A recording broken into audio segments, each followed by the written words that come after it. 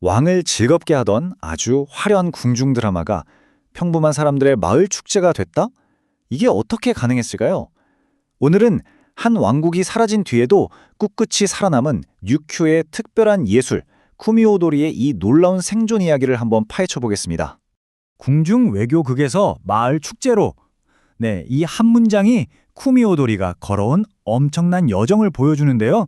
지금부터 그 비밀을 하나씩 따라가 보시죠. 자, 한번 보세요.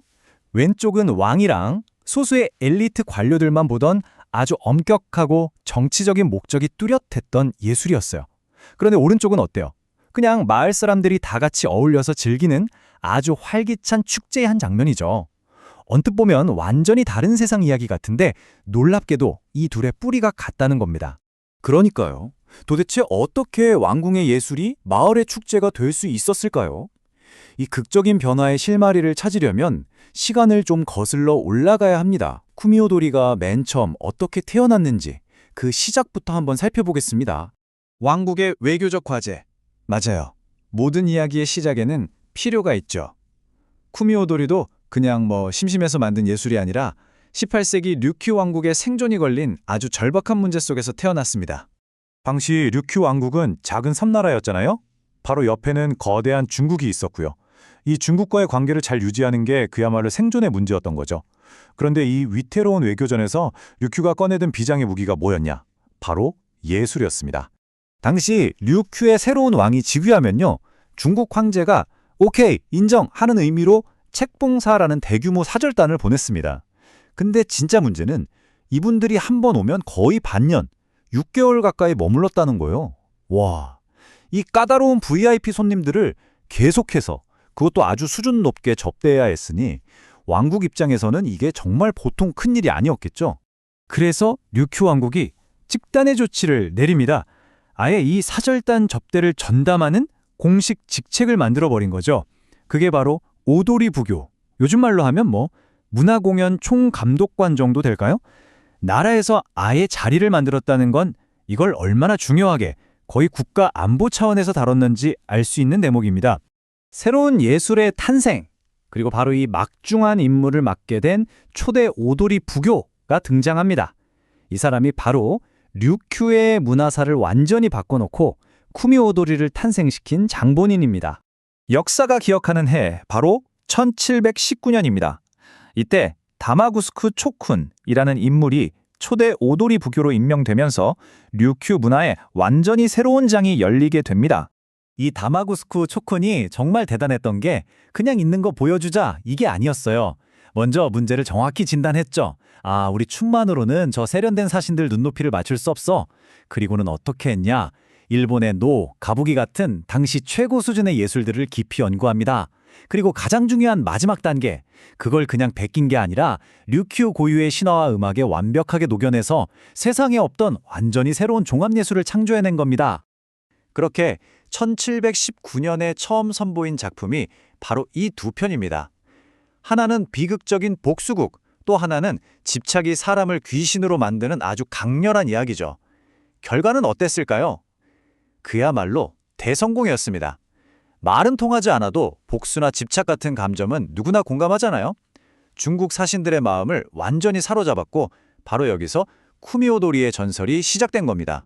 네, 이 말 그대로예요. 쿠미오도리는 단순한 춤이나 노래가 아니었습니다. 왕국의 품격과 세련됨을 보여주기 위해 아주 정교하게 설계된 외교용 문화장치, 좀 과격하게 말하면 문화병기였던 셈이죠. 이 탄생의 비밀을 아는 게 쿠미오도리 이야기의 핵심입니다. 궁궐 밖으로 퍼진 생명력. 하지만 역사는 계속 흐르죠. 영원할 것 같던 류큐 왕국이 결국 멸망하고 맙니다. 가장 큰 후원자였던 왕실이 통째로 사라져버린 거예요. 자, 왕실을 위해서 태어난 이 예술의 운명은 과연 어떻게 됐을까요? 여기서부터가 진짜 반전 드라마입니다. 이 타임라인을 보면 한눈에 들어오죠. 1719년에 화려하게 탄생했다가 19세기에 왕국이 멸망하면서 최대 위기를 맞고, 그런데 현재는 마을에 살아있는 유산으로 다시 태어났습니다. 정말 아이러니하게도 왕국의 멸망이라는 가장 큰 위기가 오히려 쿠미오도리에게 새로운 생명을 불어넣는 계기가 된 겁니다. 그게 어떻게 가능했냐고요? 자, 생각해보세요. 왕국이 망하니까 궁에서 공연하던 예술가들이 하루아침에 전부 일자리를 잃었겠죠. 먹고 살아야 하잖아요. 그래서 이 사람들이 각자 고향 마을로 돌아가서 자기가 할 줄 아는 유일한 기술, 바로 이 쿠미오도리를 사람들에게 가르치기 시작한 겁니다. 왕실의 비밀 레시피가 민간에 풀린 셈이죠.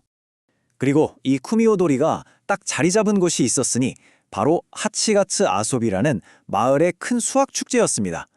우리로 치면 추석 같은 풍년 감사제죠. 궁중의 그 엄숙한 무대가 아니라 땀과 감사가 넘치는 이 축제의 마당에서 쿠미오도리는 비로소 민중의 예술로 다시 태어난 겁니다. 쿠미오도리의 생전서사. 자, 그럼 정리해볼까요? 이 모든 역사의 풍파를 쿠미오도리는 대체 어떻게 견디고 살아남을 수 있었을까요? 그 핵심을 한번 짚어보겠습니다. 가장 큰 변화는 이거였어요. 공연하는 사람이 전문 예술가에서 마을 주민들로 바뀌었고, 목적도 외교적인 과시에서 공동체의 자부심으로 바뀌었죠. 즉, 누군가에게 잘 보이기 위한 공연이 아니라 우리 모두가 함께 만들고 즐기는 전통으로 거듭난 겁니다. 이것이야말로 쿠미오도리가 살아남은 가장 큰 비결이었습니다. 참 역설적이죠? 외부인을 감동시키려고 태어난 예술이 오히려 공동체의 가장 깊은 심장부에서 진정한 생명력을 찾았다는 사실 말입니다. 결국 문화라는 건 화려한 궁궐이 아니라 평범한 사람들의 삶 속에 뿌리 내릴 때 가장 강하게 살아 숨쉰다는 걸 이 쿠미오도리의 역사가 우리에게 보여주고 있습니다. 쿠미오도리의 이야기는 우리에게 이런 질문을 던집니다. 하나의 전통이 그것을 만들어낸 시대를 넘어서까지 계속 살아남으려면 과연 무엇이 필요할까요? 한 번쯤 깊이 생각해보게 되는 질문인 것 같습니다.